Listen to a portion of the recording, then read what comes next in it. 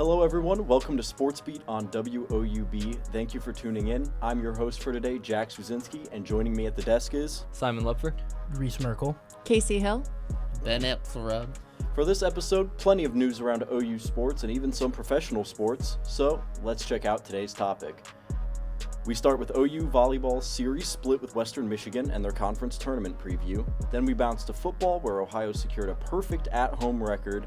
Next, we'll check in on men's and women's basketball. We'll follow that up with our Read and React segment. Then we look at some other collegiate and professional sports before ending with Upset Watch and our weekly awards.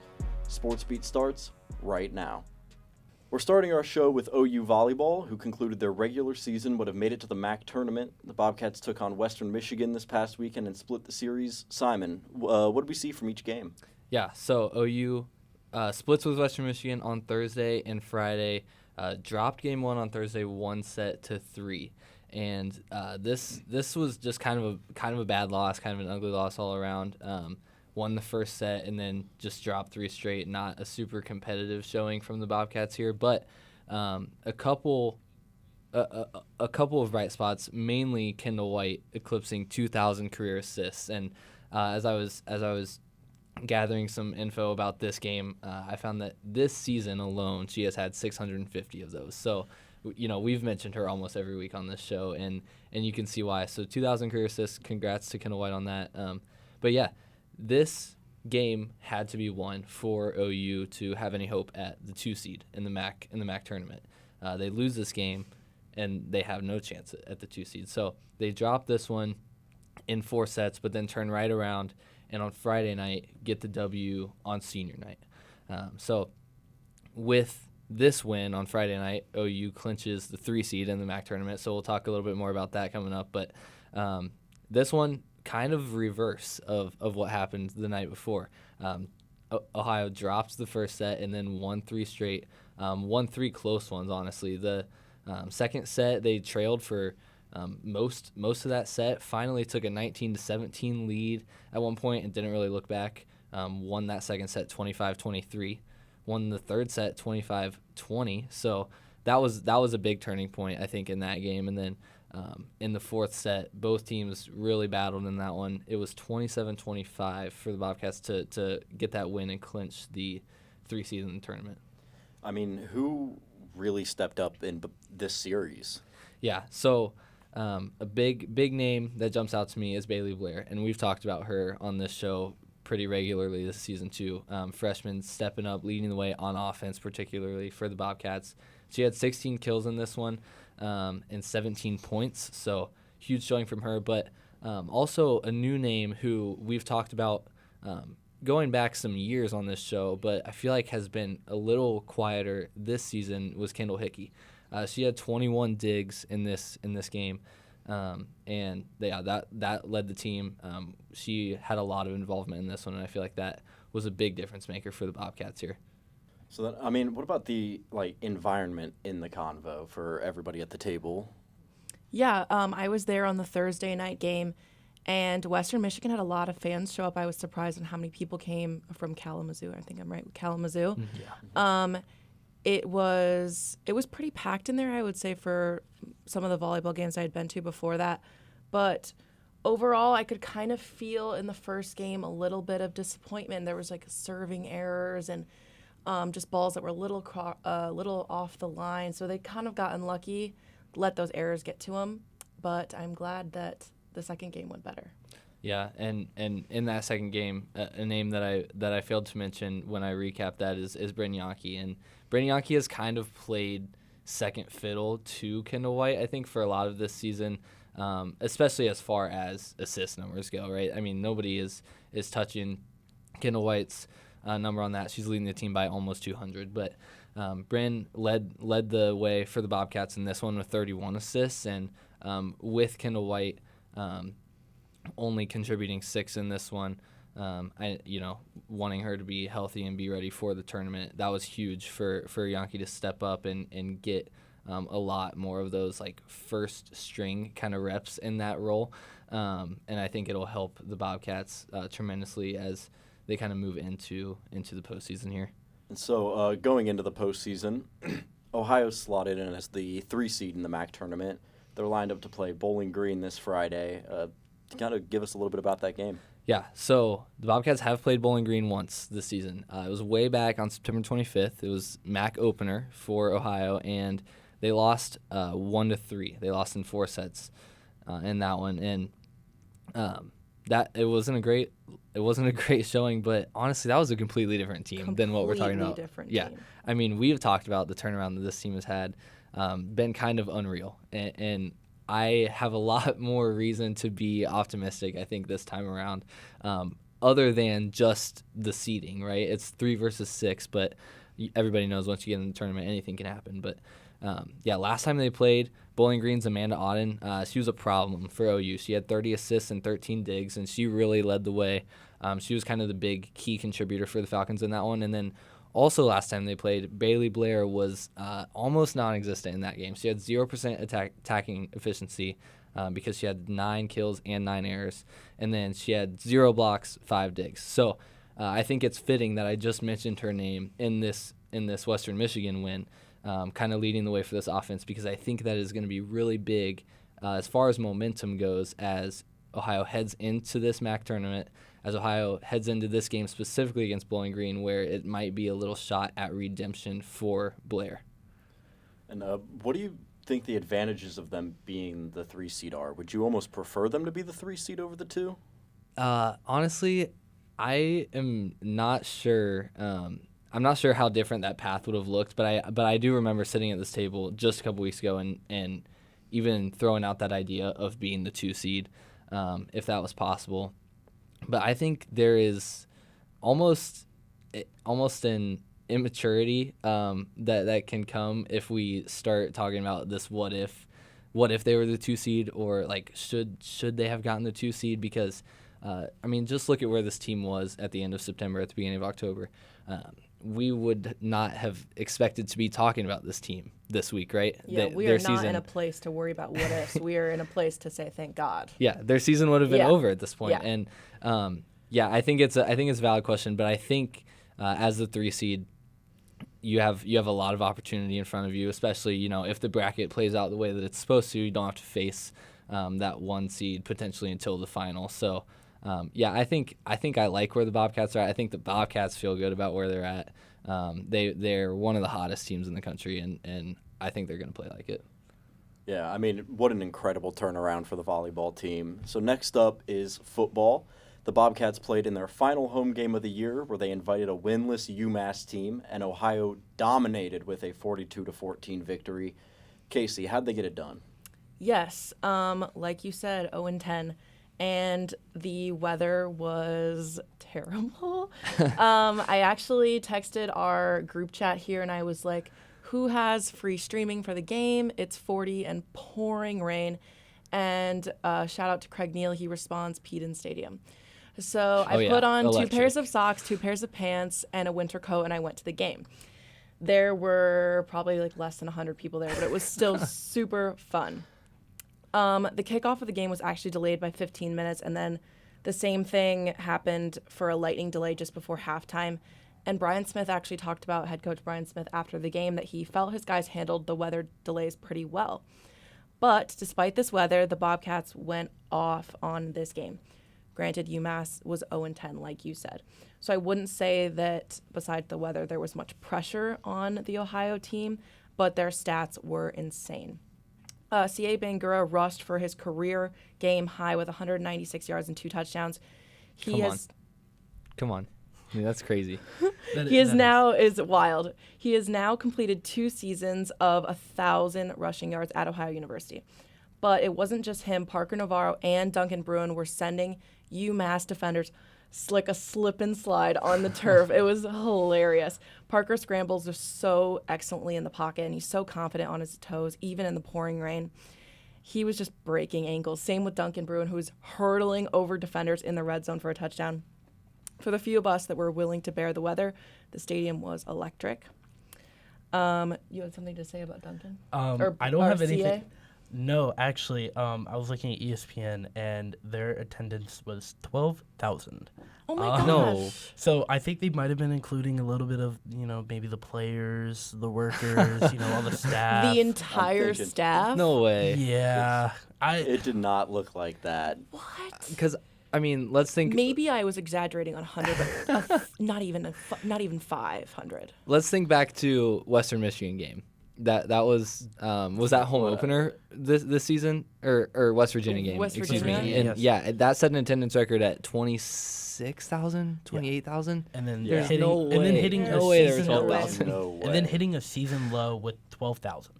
They had to have been counting the So- concessions. I wouldn't be surprised. And they took my umbrella because umbrellas can essentially be used as weapons. No way. So I was mean, just soaked. That's fair, but I feel like with the weather, I was like, come on. So yeah, hurdling over defenders was the last thing I wanted to say. Stadium was electric, like I said. I'm going to go into the preview, was if gonna you say, don't mind. actually, I did want to talk a little bit more about the fact that, we just didn't mention it, but the Bobcats had, I believe, 363 rushing yards. Yes. And only 391 total yards. Yeah. So Yes. And I know we had nothing talked. was there was nothing not on the ground, is what I'm trying to say. I was gonna say, I know we had kind of talked about them, not really opening or wanting to see them open up the playbook Yes. more. But Parker Navarro 3 of 8 for 28 yards. We gotta at least say something about that because Yeah. Are we surprised? No.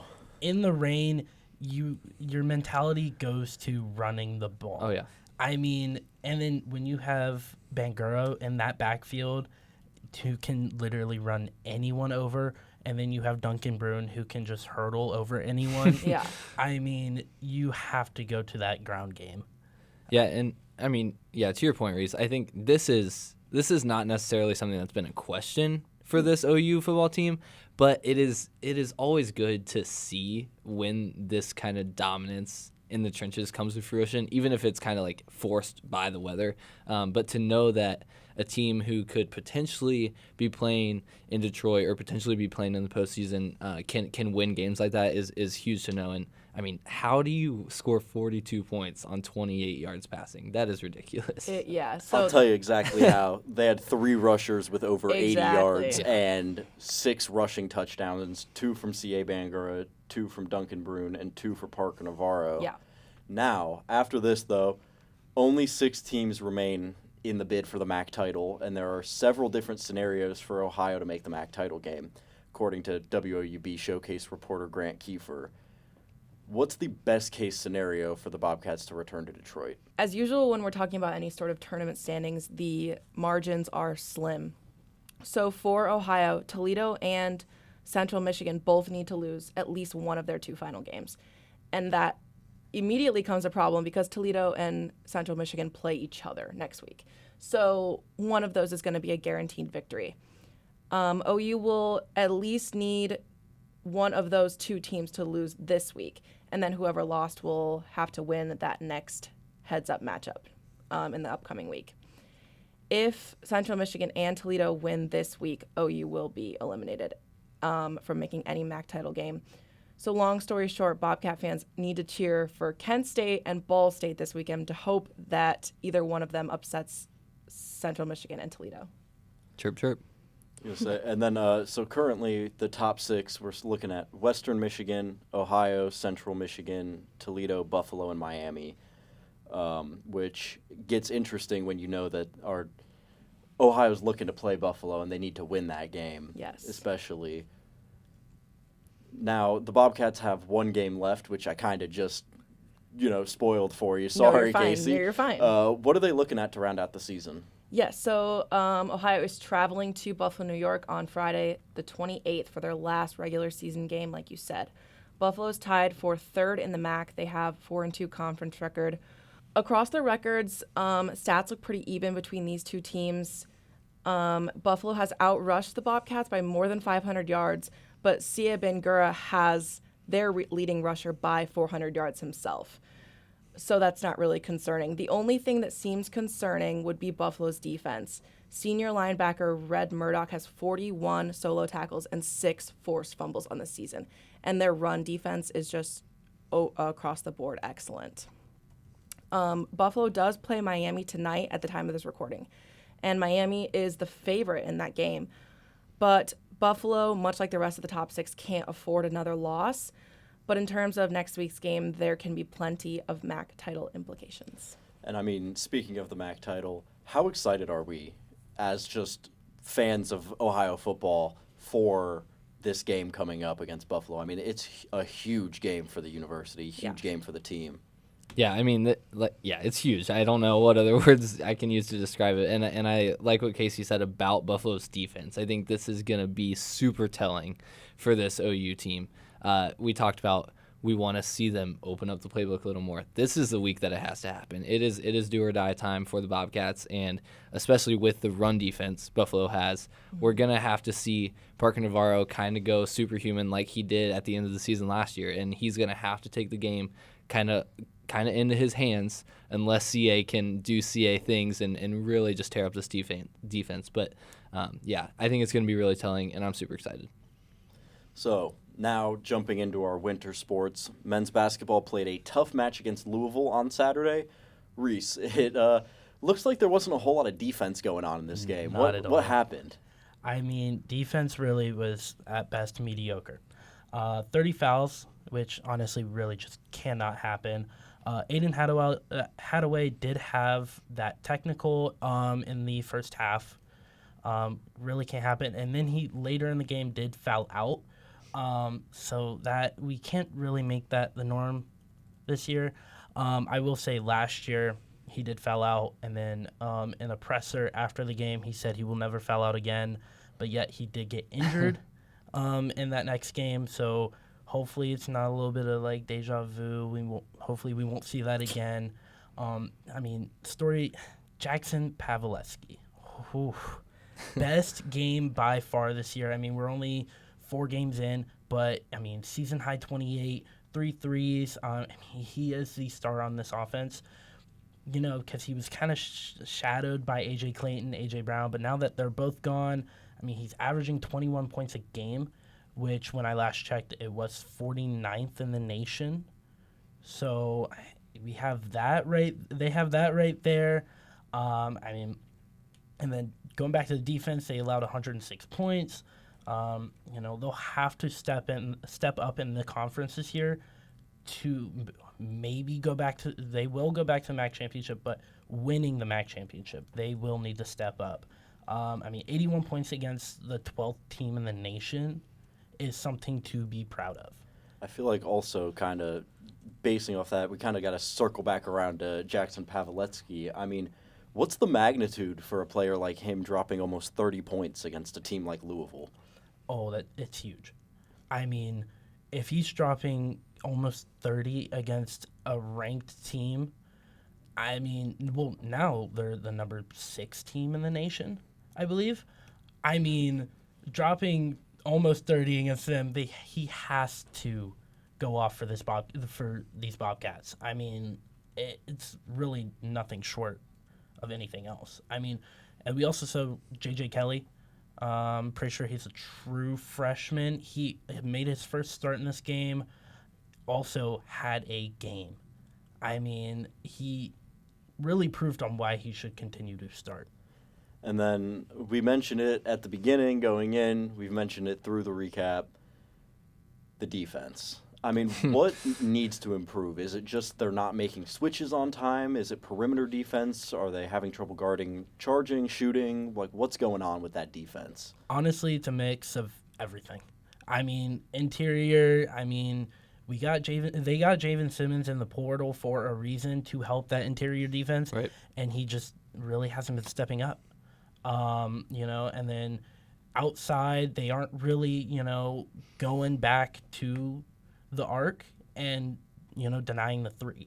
So, I mean, if they can really step it up between both interior and exterior, I think they should have a good season. So, Ohio men's basketball is set to play Bethune-Cookman later tonight at the time of this recording. We won't give a preview because by the time of the upload, the game will be over. So we'll jump right into the next set of games where we see Ohio in their first invitational, the 2025 Sunshine Slam, an 8-team invitational split in 2 separate brackets. Ohio's part of the Beach bracket where they'll face George Mason in their first match. What are we expecting from the Summer Slam or the Sunshine Slam, Reese? So George Mason, they did play last night. They are 5-0. They just beat Jacksonville 79-54. They are led by a dangerous backcourt of Corey Mincy and Jahari Long. Both are shooting over 45% from 3. So, I mean, if that's anything to tell you about this game, it's really all there with that stat right there. Yeah, I mean, that defense will really need to lock in to help us take a win there. What about after that, though? So, they can play either Florida Atlantic or Loyola Marymount. So starting with Florida Atlantic, they're 3-1 on the year. There isn't really anyone who stands out, but just like George Mason, they have 2 guards leading the way. They're both averaging 13 points per game. And this team's really not like your traditional MAC school, not like that small ball. So we'll really have to see Aiden Evans and Kier Kawani really step up to guard those taller guys. And then Loyola Marymount, they are 6-0. And this will be the tougher matchup between both of them. They have 4 guys averaging over 12 points per game. With the highest being 18. They all shoot very well from deep. So this Bobcats team will have their hands full on defense. But forgetting their 7-footer, they are more of a small ball team.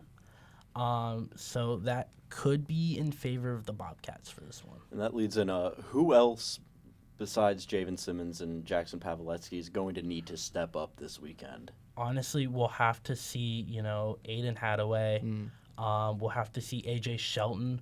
I know he has that green light to really shoot from anywhere. Yep. We did see that really good corner 3 from him during the Louisville game. I mean, if he can just really make more of those, they should be in pretty good position. Yeah, Reese, those are the 2 names that I would say too, and we're talking about JJ Kelly as well in this Louisville recap, and I think this is a good test for him. I think if he can, I think he has a chance to really prove himself and secure himself as a starter or at least a solid contributor, maybe a 6th man on this team with this invitational. All right, so up next is the women's basketball program. Ben, Bobcats picked up a strong win over Morehead State. What went on in that game? Ohio bounced back in that game with a 76-60 win. It was a great all-around team performance. Aaliyah McWhorter, who was the leading scorer for that game for the Bobcats, had 18 points. And Craig mentioned that Ohio had to be much better with rebounding in this game. They out-rebounded them 52-37. Ohio got pretty good production from the bench. It got 29 bench points. Ohio forced 22 turnovers, and they got 22 points off turnovers. And the Bobcats really had a great quarter, the second quarter against them, when they outscored Morehead State 21-8 in that quarter and were able to hold a big 37-8 lead at halftime. And this is their first time winning 2 in their first 3 games since 2020, which has been a while. Do you guys think Ohio will be able to keep this up throughout the season? Ooh, I think so. We were seeing we talked last week about how rebounding, especially a little bit of defense, and then they immediately turned around and were like, all right, here you go. Like, we can rebound. You've got Aaliyah McWhorter with 18, Bailey Tabling had 15, Gigi Bauer off the bench with 13. They're getting good bench production. A little bit of everybody's doing a little bit of everything. I think if they keep it up, we'll only start to see them really develop their style of play more and more throughout the season. But, that's just me. I don't know about you guys. We're seeing them off to their best start. Comparing them from last year. I'm pretty sure they started at this time last year. They were 0-3, maybe 0-4, maybe a win right there. With them just jumping out, they're 2-1. Possibly they could go 3-1. with this team being as hot as they are, I think they could just continue to dominate, especially in conference play. All right. So now, how can the Bobcats build on that big win heading into their next game? So the Bobcats tomorrow night, Thursday night, will head to Xavier to take on the Musketeers on the road. Xavier last year had a 7-24 record and a 5-10 home record last year. And Xavier is off to a solid 2-2 record to start the season. Bob Bolden's first win as Ohio's head coach was against Xavier in November 2013, which is also the last time these teams played in women's basketball. Xavier is struggling offensively to start the season, and the Bobcats will have a chance to show if they can play some great defense and slow them down some more. Xavier is ranked at 283 in scoring offense, while Ohio is at 117 in scoring offense to start the season. So, now, question for everybody. If the women's team wins this game against Xavier and starts the season out 3-1, how do we feel about their odds at a winning season, something that they've struggled a little bit with in the past couple of years? I think it would be pretty high. I mean, when you're, coming out on a, would be a 2-game winning streak. Dropping that game against Columbia, we kind of knew they were going to drop that. I really feel like they could have a winning season this year, especially because, once you're playing good in basketball, you really can't stop. Yeah, and I think a win this year, or a win this game, specifically to speak to your question, Jack, would give me a lot of confidence in this team. I think we saw them underwhelm a lot of expectations last year, and from what we're seeing so far this season, even we're talking about defense and turnovers, we're talking about bench points, we're talking about a lot of people getting involved here, and Xavier is not a great team by any metrics that we have. It's still really early to tell, but especially looking back to last season, it feels like a winnable game for this Bobcats team specifically. I would be really optimistic if they're able to take this one about their odds of having a good season. So now, talking a little bit about Ohio basketball, we'll move on to the rest of the colleges around the nation. Kasey, break down this stressful week for college basketball fans. Yes, a lot of college basketball. So every single one of these games was so close. I'll start on Thursday. We have number 2 Purdue beats number 8 Alabama 87-80. This was our first top 10 matchup of the season. Purdue absolutely dominated off the glass with 19 total offensive rebounds. Bama's three-pointers have been struggling at only 30% completion, but they improved a ton with 48% by the end of this game. This game was still tied with 1:45 to play, but Purdue pulled away in the end with some free throws. The AP poll now has Purdue at number 1 and Bama at 11. Friday, number 5 Arizona beats number 15 UCLA 69-65. Another top 25 matchup. Pac-12 nostalgia, honestly. These two teams were past conference rivals, and the atmosphere was still huge, even though they're no longer in the same conference.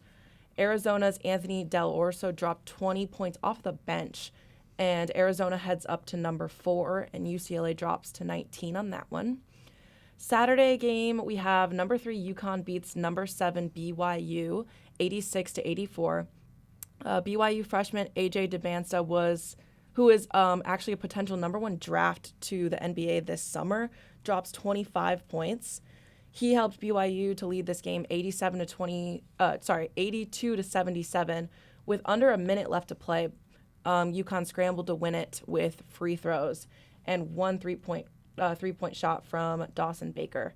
So UConn rests at 3 still, and BYU drops to number 9. And you got to give credit to Richie Saunders, Robert Wright, Dawson Baker for also stepping up. 17, 16, and 12 points respectively. Yeah.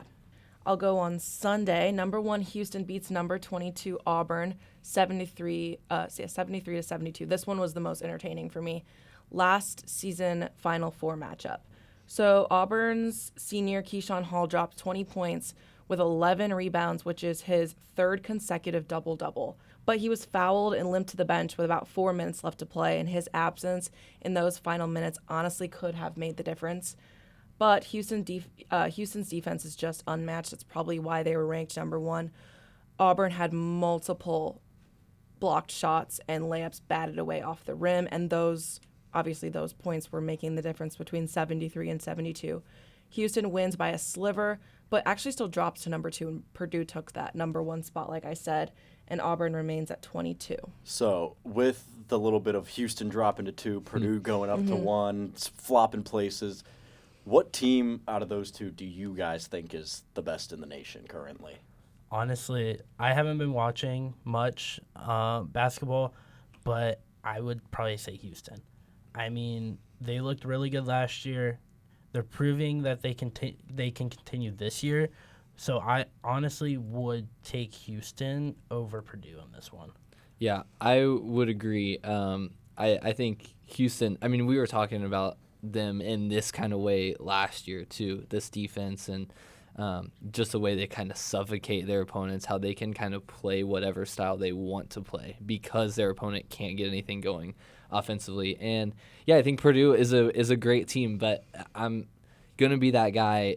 We have historically seen Purdue kind of get propped up, I think, by the voters, and they have not been a bad team. They've been legit. They've been able to win big games, but they haven't gotten it done consistently, at least. So, yeah, I think I have a lot more faith at this point in the season in Houston than Purdue. And then Tuesday we had 2 big ranked matchups. Kasey, what were those games? Tuesday was good too.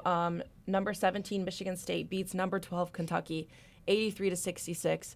I guess Kentucky basketball has truly started to fall off. Michigan State is now 4-0 and Kentucky is 3-2. So the Wildcats jumped to a 5-0 lead very quickly. They went cold as ice after that. They ended up shooting 8 for 29 in the first half.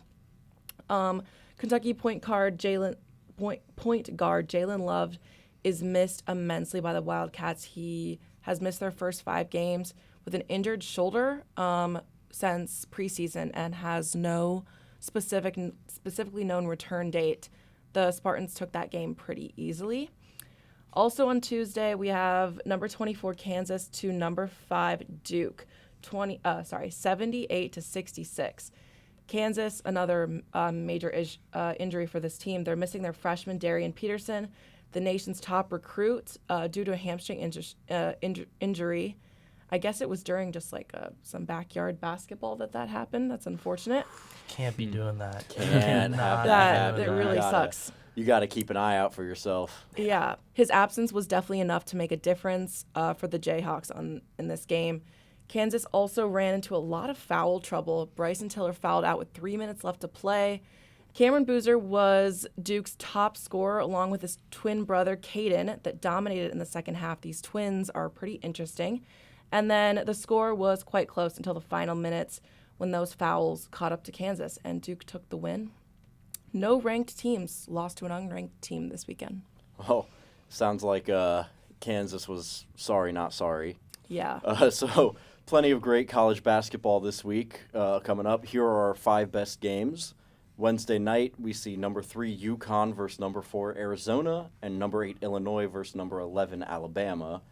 Then the rest of the week has plenty of great games with number 9 BYU against number 23 Wisconsin, number 14 St. John's at number 16 Iowa State, number 2 Houston versus number 20 Tennessee. But making a slight jump now from basketball to football, the ranked teams solidified their placement this week. Break it down for us, Simon. Yeah, so real quick, do want to mention Texas A&M's comeback over South Carolina. I mean, was it 30-3 that they were down? Yeah. I mean, first of all, how do you do that, South Carolina? But second of all, greatest comeback in the history of A&M football, so that's cool. But we do have bigger fish to fry when we're thinking about this past weekend. Notably, first game that we have to touch on is Oklahoma-Alabama. Sooners won this one 23-21, and this was huge for the Sooners. Honestly, looking back, I feel like we maybe should have seen this coming for Alabama because they haven't played really as solid of a defensive team, at least in terms of potential as Oklahoma has. And Bama's passing game has been elite all year. It has been arguably first or second in the nation with Ohio State, I would say. But they have no run game. And we saw that this week when Oklahoma was able to just kind of sit back and really focus on that passing game for Bama. They had no answer. But by no means a great performance for OU's defense. They gave up 406 yards, but they did generate 3 turnovers, won the turnover battle, and that was huge because their offense only had 212 yards. But, yeah, John Mateer, kind of an underwhelming game, kind of a nondescript game, but he's a competitor. He gets the job done, and he was able to make enough points happen for this Sooners team for them to get the win. I mean, that was just a great game, a huge win for Oklahoma as well. Now we'll jump kind of over to our next game. Yeah, so next one, we're going to stay in the SEC. This was kind of a beatdown. Georgia over Texas, 35-10 Bulldogs. And this game was close until it wasn't. Georgia jumped out early, and then Texas had kind of all the momentum. They made it 14-10 at one point with just a few minutes left in the third quarter, and then Kirby Smart just flipped on the elite coaching switch, and maybe the most elite in-game coaching we've seen this season at least. He goes for it on fourth down on Georgia's own 36 after Texas had just scored that touchdown. Nobody does that. Nobody does that except Kirby Smart, except a guy who has that trust in his players and the players who can make it happen. So Georgia goes for it. They go down. They score. Onside kick. They recover. They score again. Arch Manning doesn't touch the ball until it's 28-10 after he had just scored a touchdown to make it a one-score game.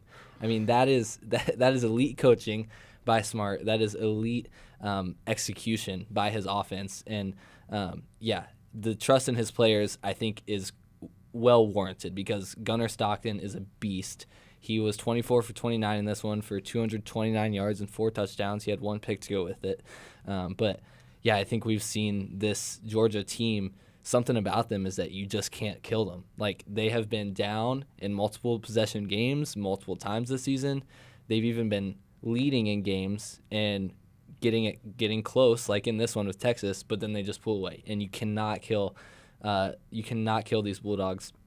But, before I move on from Gunnar Stockton, just read his stat line. We saw the performance he put on Saturday. Question for you guys. Gunnar Stockton is the best Georgia QB since who? I mean, we could throw maybe Stetson Bennett up there. But, I mean, the most obvious pick is Matthew Stafford. I mean, number 1 pick coming out of college. First Georgia quarterback to win the Super Bowl. I mean, I know we're throwing out some NFL things, but, I mean, the most obvious one is Stafford. Yeah, I would agree. I'd say Stafford there. Now, that was a huge win for Georgia. Going into another huge win real quick, number 22, Pittsburgh hosted Notre Dame and lost 37-15. Now, though, we'll jump into our games at the slate coming up on this next upcoming week. What do we got, Simon? Okay, so off the bat, we got USC Oregon. This is big because this will tell us a lot about if the Big Ten gets a 4th team into the playoff. I think Oregon can lose this game and still get in, and I think this will tell us a lot about each of these 2 teams individually. USC wins this week, they absolutely become a playoff team because then they only have UCLA left on their schedule. Oregon, since their loss at Indiana, has still been a really good football team, kind of quietly. But Dante Moore is still a beast. I'm not exactly sure how to feel about this one in terms of who takes it, but I think there's a real chance here that USC can win. Big Ten has a real argument for 4 teams in the playoff. Going in, then another big ranked matchup. We kind of talked about at least one of the teams earlier. What do we got? Yeah, so this is Oklahoma hosting Missouri, number 8 versus number 22. Mizzou's a 3-loss team at this point. All of their losses have come to ranked opponents, but they are not as strong as they once were. This team has been weakened kind of time and time again to injuries. But I think Oklahoma has something major to play for now, which they might not have had this week if they had just lost to Bama. But I think, they control their own path to the playoff. Missouri has been competitive against Vanderbilt. They've been competitive against Alabama. They weren't as competitive against A&M, but I think Oklahoma has too much to play for them to drop this one, so they win. There are a bunch of other big games coming up this week, so keep an eye out. But now we need to quickly dive into the biggest news in sports with our Read and React. So first, Virginia Tech hires James Franklin as their new head coach for the Hokies. The Hokies fired Brent Pry after a 0-3 start. They're now 3-7. What's the impact of that? I mean, how soon do we think Virginia Tech will be an ACC contender? It's big. I mean, we talked about it when he got fired, and then, we were throwing out these teams, Virginia Tech, UCLA, Michigan State, and then, Virginia Tech is ultimately where he ends up. I feel like should be a good spot for him. I mean, Virginia Tech, they do pull in pretty good recruits. So I feel like James Franklin could be able to do something with this team. Yeah, I think they become a contender pretty quickly. I think especially thinking about the ACC. The ACC is kind of weak, maybe undervalued, but there's a lot of parity there. And yeah, James Franklin is a proven winner. Even if it's only the teams that he's supposed to be, I think he will be able to do a lot with this program. I mean, if he uplifts the way he did with Vanderbilt back in the day, if he does great, he did great things with Penn State, at least outside of the top 5 schools in the nation. Right. I think that's kind of his specialty, is taking somebody that's a little lower and letting their true colors shine. I miss him. Next up, Falcons quarterback Michael Penix Jr. to undergo season-ending surgery for a partially torn ACL. Penix considered quitting football in 2021, with injuries playing a key role in that. Now 4 career knee injuries, his 3rd ACL tear since he played in college. What do we think the future's like for Atlanta, for Penix as well? Do we think there's a possibility that Atlanta starts shopping for quarterbacks? I feel like they shop for a good backup. I mean, Kirk Cousins, the backup, he's not really doing as good as he usually does. I mean, we saw him at Minnesota. We saw what he could do. I mean, he did lead this Falcons team to a pretty good record. I want to say it was 22. But honestly, I feel like they should probably go after at least a good backup, because I feel like Penix is still really that guy. So right now their backup is Easton Stick. Who do you think? What backup do you specifically think they should start going after, start looking at? Stick. Man, I haven't heard that name in a long time. I'm not gonna lie. I mean, who? Carson Wentz? I don't know where he's at right now. I know he's been flying around a little bit. Is he still at Kansas City? He's on Minnesota, it looks like. Minnesota, okay. Yeah, I mean, go for another Minnesota quarterback. I mean, they did him well the first time. Why not try and go back? Poaching. The Falcons don't have a 2026 first rounder, so I think there is still plenty of draftability when you're thinking about a backup quarterback, especially when your fan base might not be on your case for not drafting one in the first round. But yeah, I think that's where my mind goes immediately.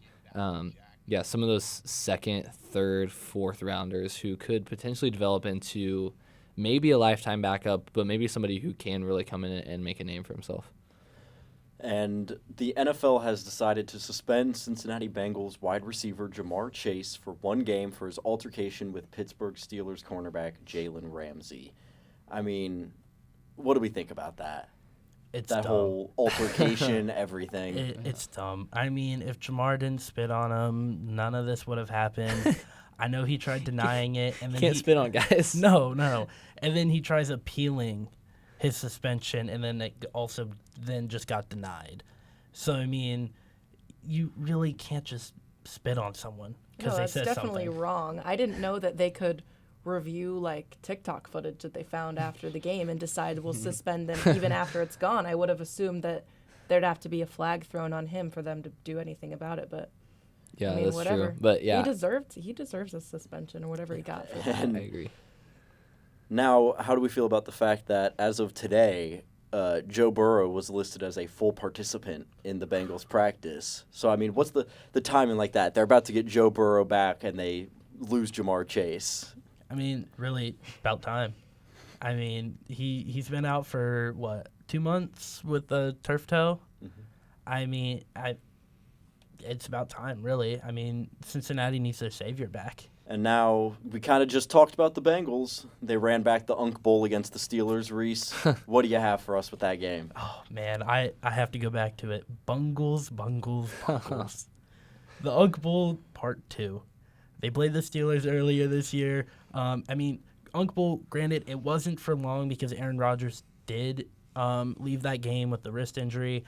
I'm pretty sure it's a fractured wrist, but they're not going to have him do surgery, and he should be back in time for playoffs if they make it. Mason Rudolph stepped in and stepped up with 127 yards and 1 touchdown. Jamar Chase had a mediocre 3 receptions, 30 yards, and 1 spit on Jalen Ramsey. Joe Flacco attempted over 40 passes for the second game in a row. So, I mean, that arm has to be getting tired at his grand old age. And then, I mean, who really stepped up for the Bengals? Who stepped up for the Steelers in these games? I didn't really do much of watching this game. Chase Brown had a pretty good game as well.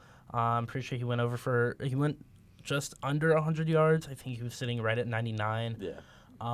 And then, obviously, I mean, defense hasn't been doing really good for the Steelers, but they did this game. I mean, really wasn't much because they had Joe Flacco they were going up against, so they also had that going for them. And, I mean, the Steelers now are 6-4. They're really starting to pull away from these 2-3 win Ohio teams. Do we think there's a chance that either of them can catch up and at least fight for the top of the AFC North, or at least second? No. This quarterback play for both of these teams really not good. I mean, you have Dylan Gabriel, Shedeur Sanders over in Cleveland, and then you have Joe Flacco, and then once they get Joe Burrow back, Looks like might be this week. hopefully, then, I mean, it steps up where Cincinnati maybe can win a few more games, but other than that, I feel like this might be the Steelers' year to win the AFC North. And you mentioned it earlier. Browns fans saw their first look at Shedeur Sanders lining up under center after Dylan Gabriel went out. How'd he do? Come on. Oh, man, we did get Shedeur. Shedeur, let's go. Yeah, put that wrist down, man. He was worse than mid. 47 yards, 1 interception, and then 16 yards on the ground. I mean, even then, on the other side of the ball, or on the other side, Lamar wasn't any better either. He had 193 yards, 2 interceptions. It was really Derrick Henry that won them this game with 103 yards and 1 touchdown. Mark Andrews also had his first ever rushing touchdown in his career. And then Quinshawn wasn't up to his usual self, only 59 yards on 17 carries. And now Shedeur Sanders is set to make his first NFL start this week against the Raiders. Let's go, man. How do we think the team will do with some time actually practicing together? He could do better, but at the same time, we don't know. I mean, we haven't really seen him run with the ones, and then just getting thrown right in there with Dylan Gabriel's head injury. I'm pretty sure it's a concussion. I mean, who knows how he'll do? I mean, he had all these weapons over at Colorado. He did pretty good, but at the same time, this is the NFL. The game's a lot faster. I'm hopeful, and call me Cleveland fan, but I'm hopeful. And yes, Shedeur had weapons in college. He's on an NFL team now. He has NFL weapons around him, and yeah, for this offensive line to not even know his cadence in game reps is ridiculous. I think, even if we don't see a great game, he's had a full week of practice with the ones. It has to look significantly different. I think expecting and hopeful for an average stat line from Shedeur, but I think that will be enough to win this game for the Browns, and I think it could be some sort of positive momentum, especially in the backfield for this Cleveland team. Yeah, no, I mean, I agree. And it's nice that we saw Cedric Tillman come back, and he's been performing at the normal level for him. I mean, 3 receptions for 52 yards. That's what I like to see. That's at least another receiver in that receiving room. Mm-hmm. And while the Browns are set to start a new quarterback against Vegas, the Bengals are looking like they're going to be missing and also possibly gaining some help on offense.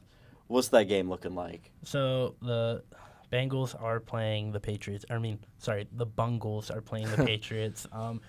And it's probably their toughest challenge of the season so far. They are playing the potential MVP, Drake Drizzy May. The Bungles are going to be without Jamar, obviously, with this 1-game suspension. They will have T. Higgins still. Still have that, but they will need this defense to step up. The defense hasn't been really too good this year. They have to try and stop Pat's offense. It's really Drake May and Travion Henderson. Joe, if he does play, he'll have to limit. Well, both Joes, really. Both will have to limit the bad reads and the turnovers, as well as maybe have to rely on Chase Brown in that run game this week. Yeah, I think this is kind of more of the same from what we've been talking about with the Bengals. Who's going to step up on offense, and will the defense have a pulse? And I think against Drake May, against Travion Henderson in that New England backfield, I am super worried about this game for Cincinnati. I'm worried about any game ever for these Ohio teams at this point, but I think especially this Patriots team will be a big challenge in front of them. Yeah, we'll have to see if the Bengals can stop Drake May. Our final team to cover for this episode, though, is the Cleveland Cavaliers. Strong week this past weekend has helped them climb up to second in the East. Ben, what do you have for us? Yeah, so I'm a Cavs fan, and overall I'm happy about how things are going. The Cavs have a 3-1 record over the last 4 games, and now they have a 10-5 record on the season, and it jumped up to second place in the Eastern Conference standings. They recently had strong wins against the Heat, Grizzlies, and Bucks, and they had a rough game against the Raptors where they lost on the second night of away home back-to-back. But in the Heat win, it was impressive. They were without Mitchell, Mobley, and Garland, and other guys just really stepped it up in that game. Jared Allen had 30 points to go along with 10 rebounds. Craig Porter Jr. had 19 points along with 9 assists. He's had a great past week, Porter Jr. has. Porter Jr. also had a crazy poster dunk against the Bucks. And that was incredible. Oh my God, it was awesome. And Donovan Mitchell, he's had 30 or more points in each of the last 3 games to give him more big scoring outings. And the Cavs have been looking better defensively just these last few games, as they gave up 100 points against the Grizzlies and only 106 against the Bucks. And the Bucks game, of course, it helped the Cavs that Giannis got injured at halftime, and he had to miss the rest of the game, which helped propel the Cavs to just, having a great second half and getting the victory. I feel like we also have to talk about the step up from DeAndre Hunter. He went from averaging 14 points, 4 rebounds, an assist. He's now at 17 points, 4 rebounds, 3 assists. He's really stepped up, especially with Darius Garland out. And honestly, going into the season, I was wondering myself, who was going to take that starting 3 spot between him and Max Strus once Strus gets back? I'm not really asking that question anymore. I think he secured that for himself. He's gone off in the game you mentioned against the Heat where Jarrett Allen had 30 points. He had 21 points, 6 rebounds, 2 assists. That's what I want to see as a Cavs fan.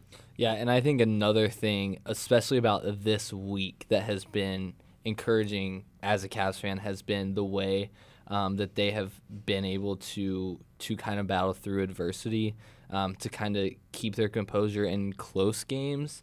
I think, most of these wins this year have not necessarily been close for the Cavs, and that is a good sign. But I'm looking even at this Grizzlies win. This is not a great Grizzlies team. This is not a super competitive Memphis team so far this season, but that's a close game. That's a close win. And the Bucks, that's a 12-point win, but that's closer than what's been the trend for this team. So I'm really encouraged by the way that, kind of like you said, even fueled by Hunter and some of those other guys, they can keep their composure and kind of battle through that. I mean, it's been great following this Cavs team. I'm hoping once Darius Garland comes back, we'll see them take another step up. Yeah. But everybody's really dangerous. I mean, you could have anybody dropping 20 on you at a random night. I think against the Bucks, I want to say Sam Merrill had 20, and he's kind of been a little quiet for the past week or so. And I think Lonzo Ball has been great for this team. Incredible. I think we could talk about the contribution that he's made, really kind of on both sides of the ball as a facilitator. I think he is maybe undervalued by the country. I would say probably not by Cavs fans very much, but I think he's been a huge addition. And now for our final segment of the night, it's Upset Watch, where we pick our favorite underdogs across all sports. You sound so upset. Guys, we went 0-4 last week. That's not a good look for us. So upset about Upset Watch. Oh, I'm just hoping to never see 0-4 last week ever for the rest of the year. Reese, we'll start with you with a college football pick. Yep. So I got Sam Houston over Middle Tennessee State. It's a 6.5-point spread. Sam Houston is the winner of 2 straight. Most notable with Oregon State a few weeks ago. So I got Sam Houston taking this one. I also realized I said football, and that is not. We'll transfer over also college sports. Kasey. All good. I have Florida over Tennessee. It's a 4.5. Everyone's saying Florida isn't good this year. I'm not really worried about the stats as much as I am about the environment. This night game in the swamp, it's going to be hard to make it out of the swamp, okay? Tennessee has not beaten Florida in Gainesville on the road since 2003. That's 10 losses. I think they have a chance in that environment. And then Tennessee is very bad with turnovers this year. All right, Simon, moving over to the NFL. Yeah. Who you got? I've got the Buccaneers 7-point underdogs over the Rams. I think the Rams have looked good this year, but I think just back to the beginning of the season, we were talking about maybe Super Bowl favorite Buccaneers, and they have had injuries upon injuries, and I understand that, but I think +7 is kind of disrespectful to this team, and we've seen them be able to win. I think Baker's a dog. I think they'll find a way, and I just have a good feeling about this one. I think we're not gonna go for 4 this week. And Ben, who do you have? First upset watch pick. Yeah, so I'm gonna try the Minnesota Vikings over the Green Bay Packers. I feel good about this one since it's a divisional game. Vikings, upset the Lions recently, and I think the Vikings got a good defense that could give the Packers offense some trouble, and I think J.J. McCarthy in the offense could possibly step it up, look better, and score enough points to possibly get the win. All right, there's our upset watch picks. Moving on to our game of the week, OU Volleyball versus Bowling Green. First MAC tournament game for Ohio as they're looking to avenge that first conference loss. Huge stage as Bowling Green's hosting the MAC tournament. So this will feel just like a road game environment as Ohio's looking to win 3 straight to make an NCAA tournament appearance. But first, they got to take care of game 1. Our SportsBeat player of the week. In back-to-back weeks, we're going with Bobcat guard Jackson Pawelecki. Shot 8 for 14, recording 28 points, 2 steals, and 4 assists against the 12th-ranked Louisville Cardinals. Head coach Jeff Bowles told radio commentator Jason Toy that he believed Pawelecki was the best player on the floor in that game, and we do as well. So congrats, Jackson. Thank you for listening to SportsBeat on WOUB. I'm your host, Jack Zwiezinski, and with me today, Simon Lupfer, Reece Merkel, Kasey Hill, Ben Axelrod.